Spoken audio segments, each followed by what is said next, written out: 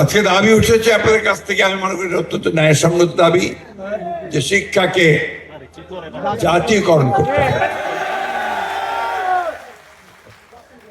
জাতীয়করণ করলেই সমস্যার সমাধান হয়ে যাবে? হবে না। অতীতে শিল্প কলকারখানা সব জাতীয়করণ করা হয়েছিল, তাতে করে লাভ হয় নাই। আবার শিল্প কারখানা বেসরকারি খাতে তুলে দিতে হয়েছে শিল্পকে, তাই না? অর্থাৎ আপনি যদি দিতে না পারেন, ডেলিভার করতে না পারেন, আপনি যদি জাতির প্রয়োজন মেটাতে না পারেন, তাহলে এটাকে জাতীয়করণ করে কোনো লাভ হবে না।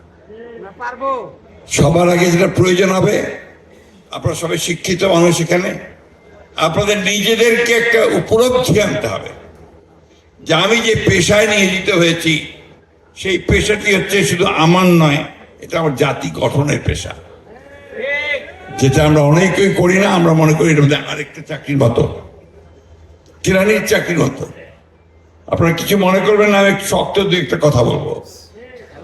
আপনারা যখন একটা চাকরির জন্য আওয়ামী লীগের এমপিদের হাতে কয়েক লক্ষ টাকা তুলে দিয়েছেন, সেটা কি আপনারা ভালো কাজ করেছেন? করেন না। জমি বিক্রি করে আপনারা টাকা তুলে দিয়েছেন, কেন? চাকরি না পেলে তো ভবিষ্যৎ চলবে না, তাই না? এই যে বিষয়টা, এটাকে আমি বিচ্ছিন্ন একটা ঘটনা বলছি, সবখানে সব ক্ষেত্রে তাই হয়েছে। এগুলোর বিরুদ্ধে রুখে দাঁড়াতে আমরা অনেক সময় নিয়েছি। আজকে পরিবর্তন এসছে, ছেলেরা প্রাণ দিয়েছে, মানুষ প্রাণ দিয়েছে, গিয়ে পরিবর্তন এনেছে। এখন আপনারা সবাই দলে দলে বেরিয়ে আসছে, আমরা বেরিয়ে আসছি যে আমার এই দাবি মানতে হবে, আমার এই দাবি মানতে হবে, ওই দাবি মানতে হবে, তাই না? ঠিক কিনা?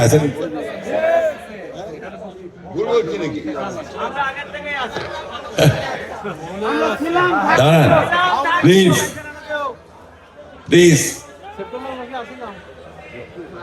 ওটা সবাইকে বাধ্য করা হয়, ওর মধ্যেই রুখে দাঁড়াতে হয়। ওই ছাত্রদেরকেও বাধ্য করা হয়েছিল চুপ করে থাকতে, আমাদেরকে বারবার জেলে পাঠানো হয়েছে, পাঠানো হয়নি, আমরা কিন্তু রুখে দাঁড়িয়েছি। এই জিনিসটা আমি বললাম এই জন্য যে আপনাদেরকে সেই মানসিকতা তৈরি করতে হবে। আপনাদেরকে সেই মানসিকতা তৈরি করতে হলে জাতির কোনো উন্নতি হবে না, আপনি পারবেন না করতে।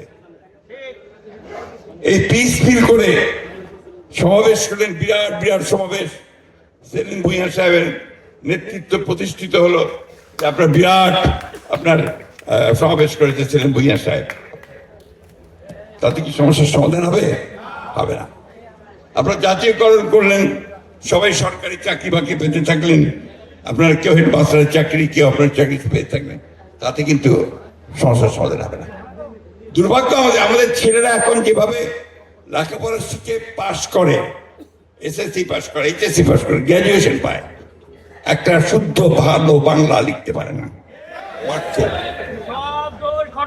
আপনাদের এই কথাগুলো একদম ভালো লাগবে না, আমি জানি, দ্যাট ইজ দ্য ট্রুথ, সেটাই সত্য।